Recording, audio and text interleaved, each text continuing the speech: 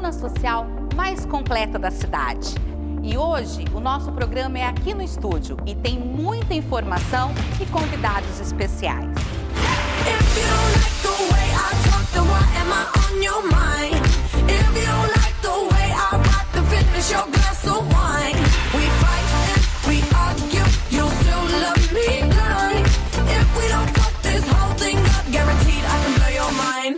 And tonight I'm alive in a dollar sign, guaranteed I can blow your mind.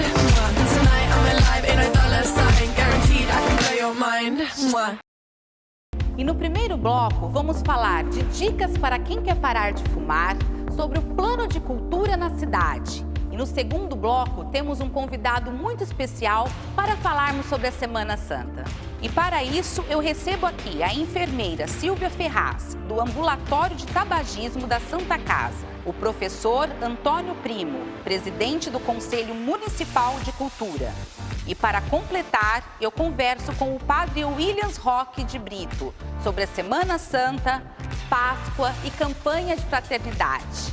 E você, quer acompanhar esse bate-papo? Então gira comigo! E eu começo falando com a Silvia Ferraz sobre tabagismo. Silvia, seja bem-vinda ao nosso programa. Eu gostaria de saber, Silvia, o que realmente o programa de tabagismo da Santa Casa oferece. Boa tarde. O nosso programa de tabagismo, ele já tem 12 anos de funcionamento. Nós começamos em 2006 e ele oferece o tratamento para quem quer parar de fumar mesmo, né? Quem deseja fumar, sendo desejo da própria pessoa, a gente acolhe essa pessoa e a gente faz esse tratamento.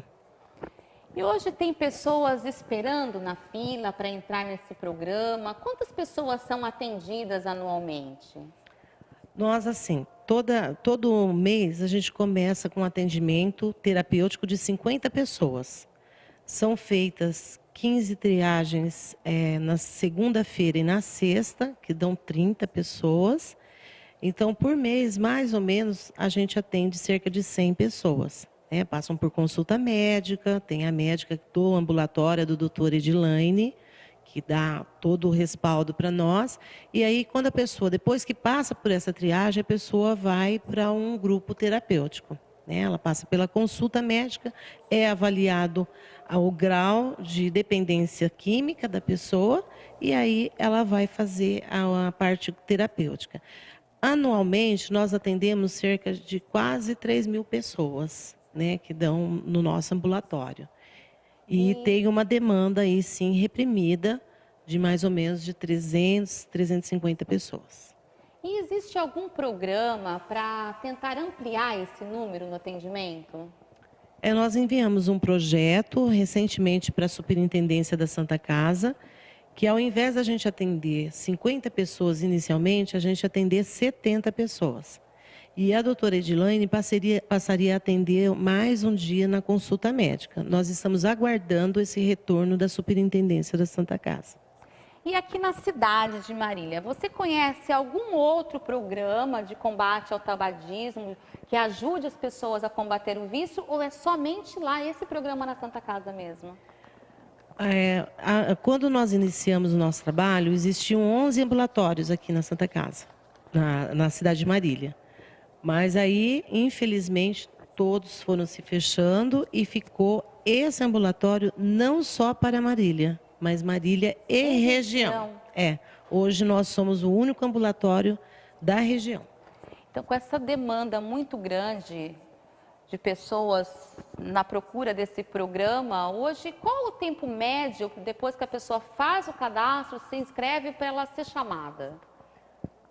Demora cerca de 8 meses. 8 meses. 8 meses. Porque, assim, quando a gente fala Marília e região, na verdade, nós, por sermos referência da Santa Casa, nós somos credenciados para 62 municípios. Nós atendemos 62 municípios, que começa de Galha e vai até Panorama, né? E nisso, nós temos também a demanda de outros municípios. Nós temos pacientes, por exemplo, que faz tratamento que é de Lucélia. Nós temos dentro do ambulatório paciente de Bastos, né? Então, a gente tem uma demanda muito grande, sim, de pacientes. E qual é o maior desafio que essas pessoas que querem parar de fumar enfrentam? No primeiro momento, é a abstinência. A abstinência ela é cruel, ela é um conjunto de sintomas. A pessoa pode sentir muita sede, a pessoa pode ter distúrbios do sono. Esse distúrbio do sono, a pessoa pode ter insônia, como a pessoa pode também dormir muito. Pesadelos, geralmente todos eles relatam que têm pesadelos, sonhos bizarros. A pessoa pode ter constipação intestinal, que é ficar com o intestino preso, porque a pessoa assimila o hábito de evacuar com o de fumar. A pessoa fuma e só consegue ir ao banheiro se ela fumar. Então, é difícil você tirar, desarticular isso. E a pessoa tem uma tristeza imensa, chegando bem perto da depressão. A pessoa tem distúrbio de concentração, distúrbio psicomotor, que é na marcha, a pessoa sente como se estivesse meio lesa. Então, esses sintomas, no primeiro momento, é muito difícil de se lidar. Sem contar a fissura, que é uma enorme para a pessoa voltar a fumar, né? Que ela tem vontade, uma sede de fumar. Então, quando ela tem esse conjunto de sintomas, que ela percebe o quanto ela é dominada pelo cigarro, né? E quanto ela é dependente. E isso dá um grande desespero e uma grande vontade de desistir do tratamento. Porque todos que nos procuram, eles pensam que é de uma certa facilidade que a gente vai fazer um milagre ali dentro, né? Que a gente vai chegar lá, vai dar o adesivo, vai dar a medicação e que eles vão sair de lá impunemente. E não é assim. A gente sempre fala que a gente tem 10% de participação nesse tratamento e os 90% vão ser das atitudes, das estratégias que esses pacientes vão tomar. Então, é muito difícil. Nesse primeiro momento, são as 4 semanas para parar de fumar. No segundo momento, que a gente passa para uma outra fase do tratamento, é manter-se sem fumar. Que isso também já é um grande desafio também. Então, é um tratamento que dura cerca de 1 ano. De 1 ano. E como você mesmo disse, a parte psicológica, ela influencia muito também, né? Porque, normalmente, o hábito de fumar, depois se torna um vício, uma somatória, né? Olha, eu estou entrando, tem umas pessoas que entram no carro já acende cigarro. Tem pessoa que acaba de almoçar ou jantar, acende cigarro. Pessoa que vai para um happy hour, então cada pessoa ela associa o cigarro ou a um momento difícil. E existe, né, então, nesse 1 ano de tratamento, a pessoa tem que ter um suporte muito ativo para que ela não tenha uma recaída, né, Silvia? Então, a dependência, ela é física, ela é psicológica e ela é de hábitos também, né? Então, é difícil, porque geralmente a gente sempre fala assim, quem é o mais bonzinho ali está fumando há 15, 20 anos. A média das pessoas são de 40, 50, 60 anos que estão fumando já. Então, é uma existência enorme.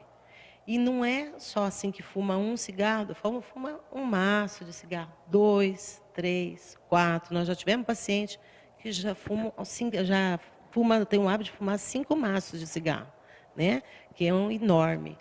Então, com essas dependências que tem, a gente tem que ir tratando individualmente cada caso. Esse que é o segredo do nosso tratamento. A gente sempre fala que não é uma receita de bolo. Isso é que eu ia um te falar, realmente tratamento. não é uma receita de bolo, Não, né? não Porque é. eu conheço pessoas que estavam já nesse caso, fumando 3, 4 maços, 4 carteiras de cigarro por dia, que é uma exorbitância. Praticamente acende um cigarro no outro. E que de repente fala assim, eu vou parar de fumar. Joga o maço de cigarro ali e realmente para de fumar. Como que umas pessoas conseguem ter essa atitude e para outras tão difícil? Será que de repente é um susto muito grande que a pessoa toma? Como que funciona isso? Tem alguma explicação? Nem pelo susto, porque a gente já teve paciente assim que estava com doenças avançadas. Nós já tivemos pacientes, por exemplo, nós tivemos uma senhora de 39 anos que ela tinha as 2 pernas amputadas por uma doença típica do tabagista. E nem por isso ela parou de fumar. Eu acho que assim, tem pessoas que acontece que a pessoa tem uma resolução e ela consegue manter isso. Ela trabalha em cima disso. Agora, existem outras que, com todo o suporte que você dá, ela ainda assim permanece fumando. E a gente, pela experiência que a gente tem dentro do nosso ambulatório, nem é a questão de fumar muito ou fumar pouco. A gente sempre fala isso. Nós tivemos uma paciente que ela fumava um cigarro 10 horas da noite. Ela passou 4 vezes conosco, fez 4 vezes o tratamento e ela permaneceu fumando esse um cigarro 10 horas da noite. E já tivemos casos de pessoas chegarem fumando 5 maços e a gente falar, a gente mesma entre nós, falando, nossa, esse não vai dar. Vai ser difícil. Esse aí vai ser muito difícil. E a pessoa chegar na semana seguinte, entregar para a gente toda a medicação e falar, olha, eu estou entregando a medicação e a gente fala, você desistiu, né? Que é óbvio para nós. Não, daqui em diante eu nunca mais vou fumar. E ele permanece sem fumar até hoje. Sem nenhuma medicação, sem nenhum... Só foi mesmo a questão da terapia em grupo mesmo. Então, não existe uma Vai explicação. muito de pessoa para pessoa, né? Não Muito... existe. Não existe. Agora, tem aquelas pessoas que realmente querem parar de fumar. Eu sou uma delas, tá? Eu quero. Querem parar de fumar, só que conseguem entrar nesse grupo, que é difícil pelo tamanho, né, da fila de espera. Você tem que aguardar um longo tempo. Ela entra nesse tratamento, recebe todo o suporte, a terapia, os medicamentos para auxiliar nesse primeiro passo, mas está indo lá, está usando o medicamento, mas continua fumando. Vocês têm como controlar isso? A gente tem um bafômetro. Nós temos um aparelho que se chama monoxímetro, né? E esse aparelho, ele é muito fidedigno ali, ele é muito atuante, isso aí para nós. E essa ferramenta, quando a pessoa sopra, a gente sabe, às vezes já aconteceu muito isso. Eu fumei, acho que foi um cigarro, 2 só que eu fumei, que eu lembro. Aí a pessoa sopra e fala, não, você fumou 11. Foi 11 mesmo, agora que eu estou lembrando, porque assim, lá naquele aparelho, é um aparelho importado, então ele é muito sensível, e ele pega o dióxido de carbono que vem do pulmão, está concentrado no pulmão. Então não tem como você falar, não, foi porque eu convivi com fumante. Não, ele dá certinho para nós o resultado.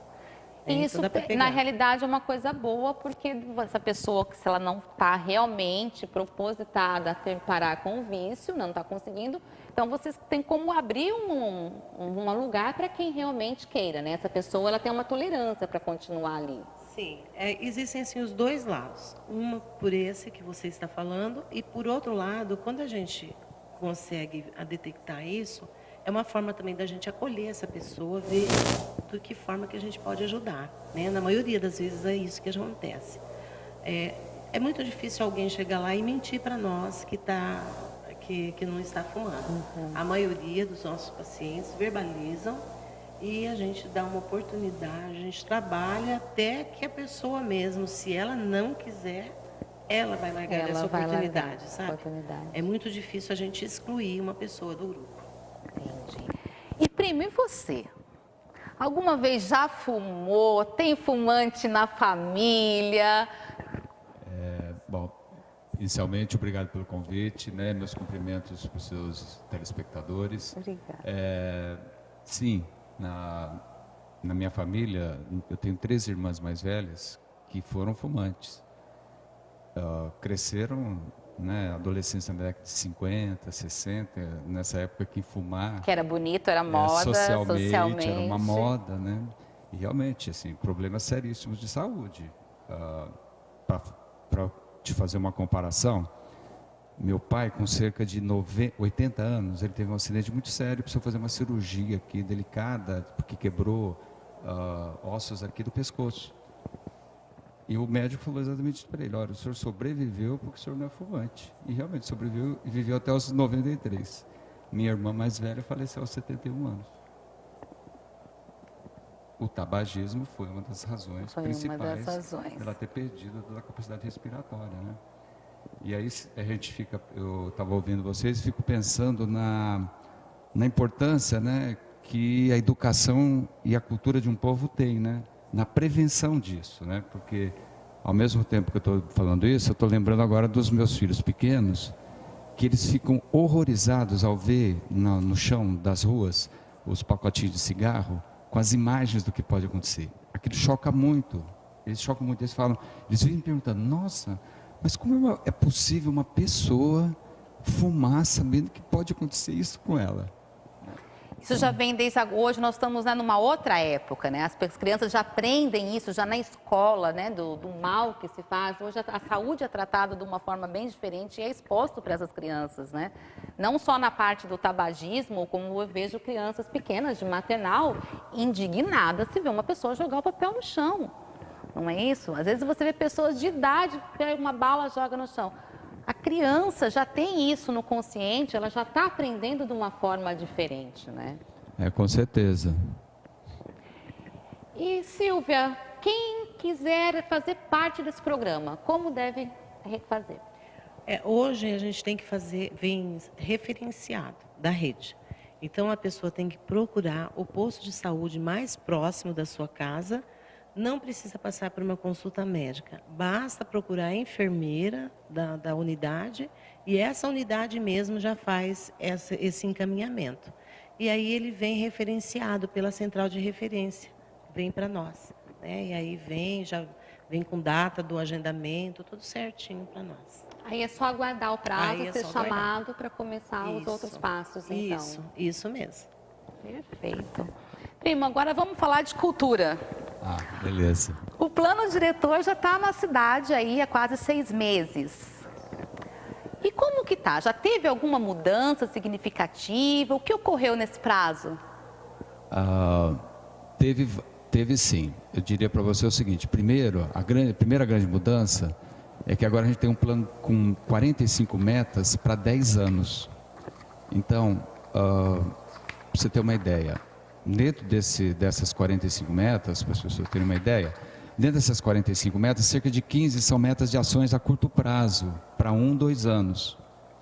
No mês de janeiro, o Conselho, que é um órgão consultivo, aliás, eu vou fazer um parêntese para esclarecer, que o Conselho é um órgão consultivo, nós não fazemos parte da administração pública, nós somos 15 pessoas eleitas pela sociedade civil, fazem um trabalho voluntário, e que tem a função de opinar sobre o que a Secretaria Municipal de Cultura está fazendo.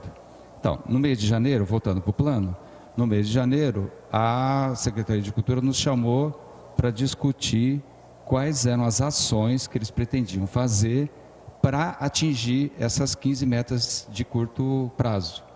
Então, para te dar um exemplo, quer dizer, nós estamos, em 2012 foi aprovado uma lei municipal, que é a Lei do Sistema de Financiamento para a Cultura, para as atividades culturais. 2012. Nós estamos em 2018, até hoje essa lei não conseguiu efetivamente ser aplicada. É uma lei assim, se você, você, uma pessoa física ou uma pessoa jurídica, quiser aplicar na cultura, e na cultura para justamente alavancar, o desenvolvimento das pessoas, a sua educação, a sua cultura, então, na teoria, essa pessoa poderia investir uma parte do imposto que ela deveria para a prefeitura para as atividades culturais, para projetos culturais aprovados publicamente. Mas essa lei aprovada em 2012, até hoje, nunca ela entrou em funcionamento efetivo. Nunca saiu do papel? Nunca saiu do papel. Existem pareceres de 2015... de 2016, da Procuradoria do município, da Secretaria da Fazenda, enfim, dizendo que ela é inconstitucional, mas na verdade em outras cidades ela funciona, então é mais uma questão política. Então, quando o plano foi aprovado no mês de outubro do ano passado, o Conselho elegeu essa meta como a prioritária para se rever imediatamente, que já estava no plano, e estamos discutindo, quer dizer, em janeiro discutimos com a Secretaria de Cultura e estamos aguardando ansiosamente que essas coisas sejam, que haja mais pressa nessa discussão e na efetivação, que essa lei se torne realidade, na verdade, E esse plano entrando em vigor, que impacto que vai ter com as pessoas que já frequentam, que já prestigiam a cultura na cidade? Olha, tem vários. porque o plano, ele prevê ações para todos os tipos de linguagens artísticas. Eu vou pegar a questão das linguagens artísticas, né? Então, no Teatro Municipal, que felizmente, né, foi reinaugurado, está se tornando, na minha visão e na visão do Conselho também, um polo, né, de atividades culturais importante. A gente já tinha essa esperança quando ele foi reinaugurado, né, na gestão passada, é bom que se diga, né, porque o Conselho não é político partidário, né, é político, mas não é político partidário. Certo? Então, na gestão passada, eu já fazia parte do Conselho, quando foi reinaugurado o teatro, que era uma reivindicação, a gente achava isso, teatro reinaugurado realmente agora vai alavancar, né, desde que quem estiver ocupando a gestão do teatro realmente faça. Então, na nossa avaliação, realmente o teatro está sendo ocupado, né. Pode melhorar? Pode, foi o que a gente discutiu em janeiro. A gente quer que a Secretaria consiga variar um pouco mais as linguagens artísticas dentro do teatro. Que a gente tem visto do Teatro Municipal, a gente tem visto bastante música, né? Essas linguagens artísticas. A música, o teatro, a dança, né? E outras linguagens. Tem algum projeto também para levar essa cultura para quem não tem acesso, para os bairros, fora do teatro, fora da coisa central? Tem. O plano prevê isso, é a questão da democratização do acesso à cultura, descentralizando os espaços e as ações onde isso aconteça. Então tem isso. Efetivamente, nós vamos estar lá, porque assim, o Conselho ele não executa essas ações. Ele tem as metas, então ele vai fiscalizar se a Prefeitura e a Secretaria estão realizando. Então, existe a meta. A gente quer que isso aconteça, né? Existe uma intenção verbalizada do secretário de que isso aconteça, realmente aconteça. Então, esperamos que sim. E só para aproveitar e te falar de um outro aspecto que pouca gente talvez conheça, porque a gente geralmente liga a Secretaria de Cultura às atividades culturais, artísticas, melhor dizendo. Cultura é um conceito mais amplo, que não envolve só as atividades artísticas. Cultura tem a ver também, por exemplo, com a memória e com o patrimônio material e imaterial de uma cidade, de um povo. Esse é um outro lado que o plano prevê e que a gente quer que ações sejam efetivadas nesse sentido. Porque, por exemplo, nós temos vários prédios importantes para a história de Marília que poderiam ser, digamos assim, tombados dentro de um projeto... Antes que eles se acabem, né? Antes que eles se acabem, a demolição isso, e dentro de um projeto de sustentabilidade. Não dá para só tombar e não ter nenhuma coisa que aconteça que faça aquele local... Vida, tem que ser útil. Né? Então, temos, no plano prevê, só para te dar um exemplo, por exemplo, o prédio da sede da Prefeitura é um prédio que ganhou prêmios internacionais em 1955, porque é uma arquitetura da Câmara, é uma arquitetura maravilhosa. Então, esse prédio tem que ser tombado, entendeu? Tem todo um valor, né? Fora isso, tem o patrimônio imaterial que é memória das pessoas. Então, uma das metas do plano, e que a gente se bate bastante, Secretaria, né? Então, Poder Público, o que é que vocês vão fazer para registrar, por exemplo, memórias que estão pouco registradas? Então, vou te dar um exemplo. Já faz 2 anos ou mais que eu dou esse exemplo dentro das discussões. Dirceu é o distrito mais pobre e em pior situação física da cidade. A população de Dirceu, imagina, rua esburacada, só tem posto de saúde, não tem escola. Uma situação, na minha opinião, que tive lá 2 anos atrás, eu fiquei espantado, achei precaríssimo, né? Penso eu, que não é só coincidência o fato de a maioria daquela população ser negra, ou descendente, afrodescendente. E tem muito idoso, de 80, 85 anos. Então já faz alguns anos que a gente fala, olha, precisamos fazer um projeto de recuperar a memória desse setor da população marilhense, que cuja memória e história está pouco recuperada. Então vem um pouco de encontro com o que você falou, descentralizar. Né, e registrar as memórias no sentido mais amplo, né, das memórias, de todas as camadas da população. Né? E com o plano veio também o Fundo da Cultura. Já existem mais investimentos, privativo ou público? Então, não. Ainda não? Não, ainda não. Porque justamente assim, o sistema de financiamento da cultura são duas leis.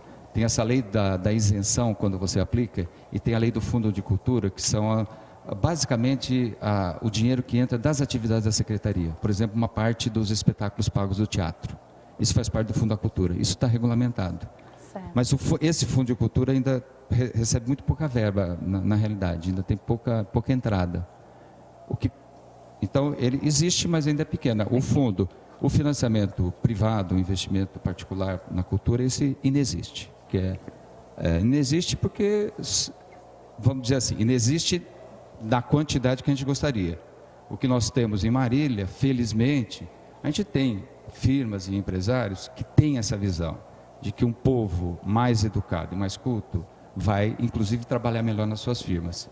Então, temos alguns empresários que investem. Então, por exemplo, encontro de corais que teve no ano passado, teve algumas firmas que a gente procurou, eu pessoalmente procurei uma firma, eles se dispuseram, deram dinheiro para o encontro acontecer. Tem esse tipo de financiamento que algumas empresas da cidade estão fazendo de boa vontade, graças a Deus, né? Agora, se a lei de financiamento... mais pessoas assim, né? Precisamos, certo? Agora, e se a lei de financiamento vier a funcionar, né? Porque aí eu acho que aí precisa de vontade política. Quer dizer o seguinte, a prefeitura vai perder um pouco do IPTU arrecadado, vai perder um pouco, o que imagina. O orçamento da cultura não é 1% do orçamento, é quase 1% do orçamento do município, é muito pouco. Então, não vai perder muito. Na verdade, é investimento, né? Vai ganhar em qualidade de população, enfim, de cultura e de educação. Né? E você, Silvia, você costuma frequentar teatro, eventos na cidade? Eu sempre que posso, eu procuro frequentar, sim. Eu gosto. Eu gosto de cinema, eu gosto de ir nas feiras que tem, essas exposições que tem. O teatro eu vou menos, né? O que eu vou menos é no teatro, mas o restante, sempre que tem algum evento, eu procuro participar. E para você, tem alguma coisa que falta na cultura na cidade? Eu acho que é uma coisa que está começando a ser construída na cidade, porque nós também ficamos muito tempo assim, sem ter alguma coisa mais efetiva. Começando que a gente não tinha o teatro, né? Mas hoje eu percebo que, por exemplo, o cinema, as pessoas participam mais, frequentam mais. Eu tenho visto pessoas participarem também, frequentarem biblioteca, né? Que era uma coisa que houve aí uma reforma significativa. Eu passo lá, eu vejo que tem muitas crianças estão procurando hoje a leitura. E eu acho isso muito positivo. E as reuniões são abertas, prima? As pessoas podem participar? Como elas fazem? As reuniões do Conselho, elas são abertas a toda a população. Nós temos reuniões ordinárias, mensais, toda primeira quarta-feira do mês, no final da tarde, às 5h30. Essas reuniões, geralmente, elas acontecem no Clube de Cinema, que fica, uma sala em cima do prédio do antigo ginásio, antiga biblioteca. A próxima, que vai ser realizada agora no mês de abril, excepcionalmente, nós vamos fazer no espaço da biblioteca, justamente porque a gente concorda plenamente, eu concordo plenamente com a sua análise sobre a biblioteca, que você falou sobre a biblioteca. A biblioteca se tornou um espaço vivo. Na verdade, existe uma concepção de biblioteca viva por trás ali, viva no sentido de estar acontecendo muita coisa. Então, se você entra no site da Prefeitura ou no site da Secretaria da Cultura, você vai ver o tanto de programação para várias idades que tem. Eu acho que assim, isso foi um ganho para a cidade. E eu queria te dizer uma coisa, assim, e um grande ganho que eu acho também, que eu queria deixar claro aqui, é que, felizmente, para as atividades culturais, Marília tem muitos grupos que voluntariamente se organizam e agem e trazem atividades culturais para a cidade. Eu vou falar de dois. O Clube de Cinema é o mais antigo clube de cinema em atividade no Brasil. Então, toda semana atualmente você tem 3 sessões de filme lá. E filmes de altíssima qualidade. Existe um grupo que atualmente se chama Associação dos Amigos da Orquestra Sinfônica de Marília, que é um grupo que já fazia muitas atividades, trazia muita orquestra, muito show de música erudita, e que está organizando uma orquestra sinfônica para se apresentar 4 a 5 vezes de temporadas em Marília. É um projeto belíssimo. Então, que eu estou tentando mostrar? Assim, felizmente, Marília tem e está crescendo, tem pessoas que querem fazer isso. Então, é muito importante, na minha visão, que a sociedade faça mesmo, se organize e faça. O poder público tem que dar o suporte para isso. Então, uma das coisas que nós, do Conselho, eu particularmente falo, eu gostaria que desse um pouco mais de suporte, porque o que eu tenho ouvido, geralmente, das pessoas que organizam esses eventos, a Secretaria ajuda. Mas como a Secretaria tem muito pouca verba, o que ajuda? Com o som, certo? Com a propaganda nos canais oficiais, ou uma outra plaquinha na cidade, certo? Um outro cartaz pela cidade. Isso é muito pouco, porque você imagina, um último exemplo. Para valorizar a cultura nossa aqui, da nossa terra, da nossa região brasileira, né? O Saci é um personagem muito importante dentro da nossa lenda, da nossa história, enfim. Então, tem um professor de língua que acho que já faz 8 ou 10 anos que ele organiza o Sarau do Saci. Todo ano, um Sarau do Saci. Bom, tinha que ter muito apoio. Eu sei que o último Sarau do Saci, puxa, todo o apoio prometido foi, na verdade, não vingou. Vingou no final, mas muito escasso do poder público perto da necessidade. Então, o que eu estou querendo dizer? Não é que eu acho que não tenha boa vontade da parte de quem está na Secretaria da Cultura de dar esse apoio. Não, eu acho que tem. Existe essa boa vontade. Porém, precisa de dinheiro para efetivar. Não adianta só ter boa vontade, ou como dizem algumas pessoas, só boa vontade de discurso, certo? Precisa também chegar mais. Efetivar, exatamente. Né? Gente, eu queria muito agradecer a presença de vocês. Foi um bate-papo maravilhoso. E vocês que estão nos assistindo, não saia daí, porque já já nós voltamos com o segundo bloco muito especial e vamos falar sobre a Páscoa. Não saia daí, gira comigo.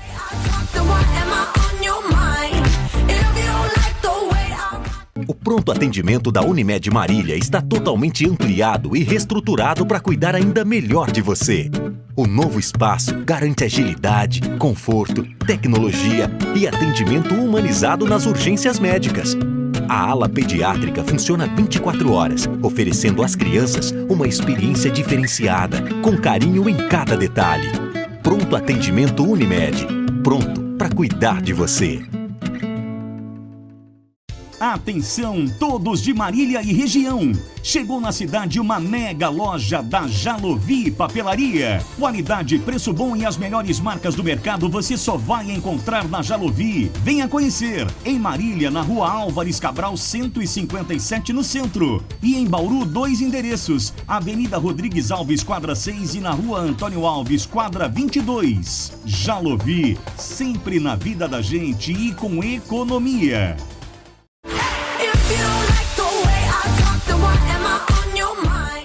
E como eu disse, todas as semanas você confere um conjunto especial de semijoias da Lucília Haddad.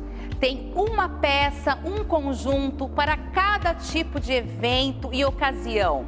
Você encontra todos eles e mais. Ela faz uma visita na sua casa. Dá uma olhada, gente, nesse conjunto maravilhoso, um pretinho básico e você não precisa de mais nada. Entre em contato com a Lucília pelo WhatsApp que está na tela ou pelas redes sociais. Vocês vão amar as peças. Eu tô louca, uma mais linda que a outra. Gira comigo, gira com a Lucília Haddad. E eu recebo agora Padre Williams, administrador paroquial do Santa Antonieta. E vamos falar de Páscoa, Quaresma, fraternidade.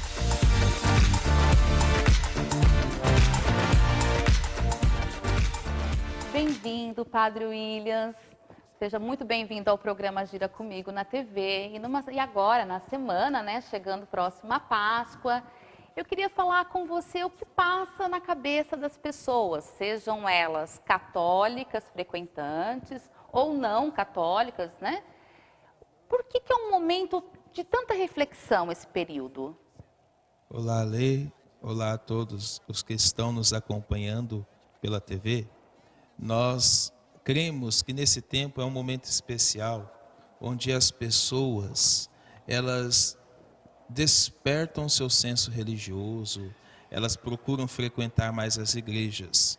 Nós observamos assim que elas costumam frequentar com mais assiduidade, as igrejas enchem mais nesse tempo, e até nós procuramos dar um destaque da importância da vida em comunidade, seja a pessoa aquela que vem ativamente na igreja católica, seja aquela também que está um pouco mais afastada.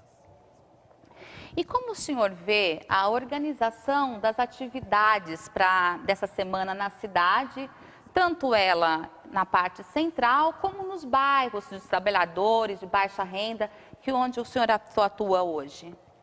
Eu poderia precisar, sem dúvida, como ela acontece mais na periferia, por ter feito já atuação pastoral na Zona Sul, na paróquia Santa Rita de Cássia, e agora atualmente na paróquia Santa Antonieta, na Zona Norte.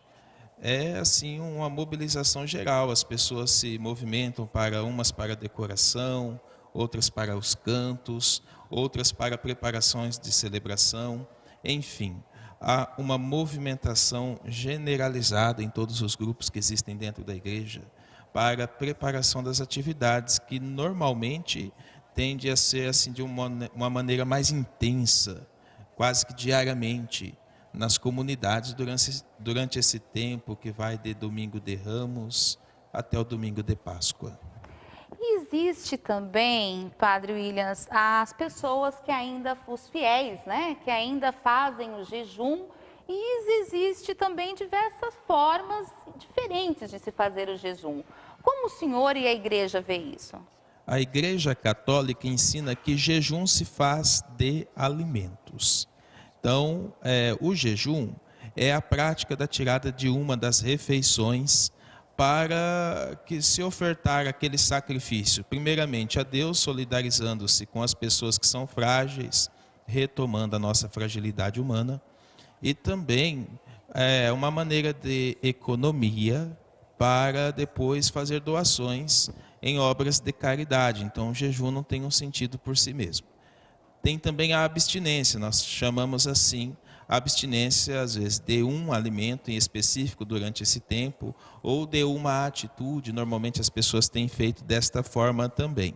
Em todo caso, é um tempo de reflexão, um tempo de sacrifício, um tempo de examinar como nós temos vivido os demais tempos, a fim de transformar aquilo que não é bom, aprimorar o que é bom, mas ainda necessita de cuidado, e manter aquilo que já fazemos de bom. E o período também, ele impulsiona a campanha da fraternidade, né? Apesar de ser uma campanha anual, ela ganha mais força nesse período, não ganha, padre? Exatamente. Inclusive o nome campanha, às vezes as pessoas até têm essa certa confusão, né? É porque campanha, ela tem começo, meio e fim. Toda campanha, ela funciona desse modo, em qualquer lugar, também na igreja. Por isso a campanha da fraternidade, ela tem um começo, que é na quarta-feira de cinzas, um desenrolar, que é nas comunidades, e conclui no Domingo de Ramos, com a coleta da solidariedade, ou seja, um gesto concreto que coloca em prática, né, nesse caso do Brasil, em modo financeiro, aquilo que nós refletimos, para que esse dinheiro depois venha a financiar atividades sociais da igreja, destinadas a temas relacionados à campanha da fraternidade ou a outras necessidades sociais. E o tema desse ano é a violência urbana, a intolerância, né, a violência política. Como que a religião, independente dela, qual seja, está agindo sobre esse fator, sobre essa conduta que está acontecendo no país? Na verdade, essa conduta de divisão que existe na sociedade entre lado A e lado B, esse sectarismo, está acontecendo também um pouco refletindo dentro da religião. Então, você vai depender de quem está enfrentando essa situação. No entanto, de um modo oficial, pela Conferência Nacional dos Bispos do Brasil, a campanha da fraternidade propõe a postura de diálogo, escuta, discernimento, como já tem falado muito o Papa Francisco em diversos discursos e documentos. Então, é importante que você aí em casa saiba que a igreja sempre pensa como pensa o Senhor Jesus Cristo, e olhando para o Evangelho, ela descobre que precisamos revidar o mal com o bem. Por isso, o tema da campanha da fraternidade fala em superação da violência e não combate. Superação significa vencer as causas da violência e não usar de força para tornar a violência assim um pouco menor. Não, porque quando se usa de força, no fundo, se reproduz a violência de uma outra maneira. E a cidade agora vai ter a tradicional encenação de Paixão de Cristo, que o padre já deve ter acompanhado quando estava na paróquia Santa Rita, né? Como que o senhor vê esse espetáculo tão esperado por todos os católicos? De modo assim muito carinhoso, falando desse evento, porque estive assim dentro da participação, da preparação em 5 ocasiões. Então, é um evento que de fato mobiliza muitas pessoas ali do bairro da Zona Sul, católicos ou não, participantes ou não, e às vezes até de outros bairros que se interessam em participar. É um evento belíssimo, de assim um aspecto muito popular, né? Não tem aquele aspecto profissional de um teatro, mas tem a beleza de ser algo que é celebrado conforme aquilo que brota do coração do povo e, sobretudo, da comunidade presente na Zona Sul de Marília. Depois dessa semana, como que fica a mensagem, como que fica a campanha da fraternidade? O que nós devemos observar através da celebração da Páscoa é que nosso Senhor reagiu à violência que foi oferecida a Ele com um gesto de paz, inclusive rezando para que Deus perdoasse aqueles que estavam agredindo-o fisicamente, moralmente, verbalmente, de todas as outras formas. Então fica aí o apelo e o desafio para que você, cristão, pensando como nosso Senhor Jesus Cristo fez, possa imitar os seus gestos, procurar superar o ódio, a discriminação de raça, de cor, a discriminação social, as discriminações de diversas formas, que possa considerar, assim, que o nosso Senhor nos chama à vida, à proteção da vida, à proteção das pessoas e, sobretudo, das mais fragilizadas. Há hoje, no mundo atual, um discurso de violência muito danoso, e inclusive feito por muitos cristãos. Cristãos que, às vezes, por falta de conhecimento claro daquilo que estão nas Sagradas Escrituras, falta de conhecimento claro da postura e da doutrina da igreja, defendem certas coisas que não condizem com o Evangelho de Jesus Cristo. Muito obrigada pela presença, pela oportunidade desse bate-papo, Padre Williams. E vamos rezar e pedir para as pessoas, né, que essa fraternidade, que esse carinho, que essa humildade, com carinho para o próximo, seja ele conhecido ou não, que perdure pelo ano todo, né, Padre? Com certeza. Eu desejo a você, telespectador, que a paz do Cristo ressuscitado chegue à sua casa. A paz é já uma superação de violência e é fruto da justiça. Nós precisamos crer que a força do ressuscitado permanece conosco. Essa mensagem da Páscoa permanece para que nós prossigamos no mesmo caminho que Ele fez. Agora há pouco, no 5º domingo da Quaresma, nós rezamos. Onde está o servo, né? Onde está o Senhor, também está o servo, dizia o Evangelho, né? Inclusive na cruz, suportando as humilhações, para que, não pela violência, e sim pelo amor, pela diferença, pela fraternidade, construir um mundo melhor. Essa é a mensagem do Cristo crucificado e ressuscitado para cada pessoa. Muito obrigada, Padre.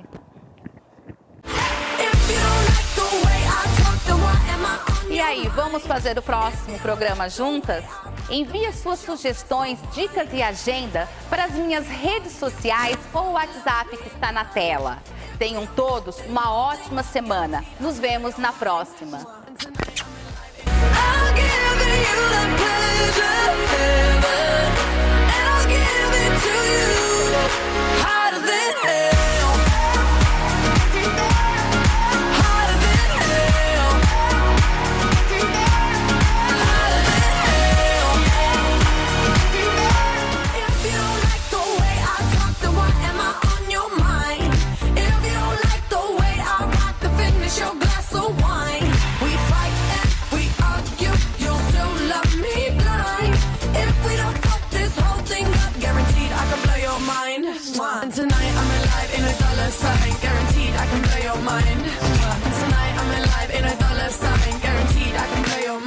Mwah.